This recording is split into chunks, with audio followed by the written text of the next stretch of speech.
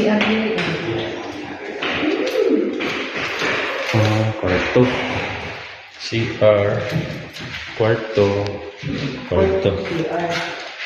CR. Nagbibis kami. Walang isa to.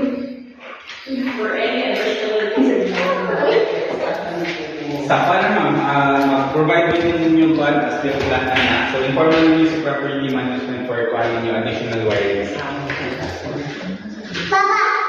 So, since sa one, for yung plan mo, if naman ka for extension, hindi mo kayo sila switch for extension sa back o sa gilid sa property. So, provide ang plan yung property management as long as sa approve nila is matabaho ng panel. Then, for work permit and delivery permits is not subsidiary remover. Pero, let's say for example, kung gana, ang amo is plan lang as to the tao is wala ka provide or something. Wala. Pero kung namin ka ilaw, nidry nyo na. Or pwede ka sa kumutry o kasi property management. Kung nasa yung mga ma-refer. Para at least kung namin ka ilaw niya, para mabalansin lang sa ninyo ang pricing nila. Yes. Pero from time to time, gamitan, dapat kami ipasa na plano in case na ano, check basa. That's what, natin property engineer there is a subdivision. So, kalitasan sila maka-check. So, on the day is natin na ma-check sa nila. Then, alam ba sa tama ka-fence, tibok kilometers sa property.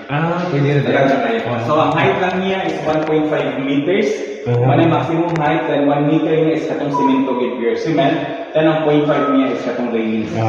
Yes, so okay rin siya. Hindi mo tayo. I-close yan. Bakit i-close? Basta to.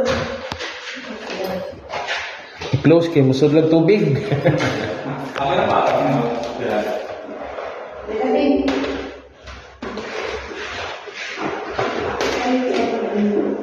Balisik. Baliktad. Yes. Balisik. Hindi lang view din. So, wala kayo siya masalipon.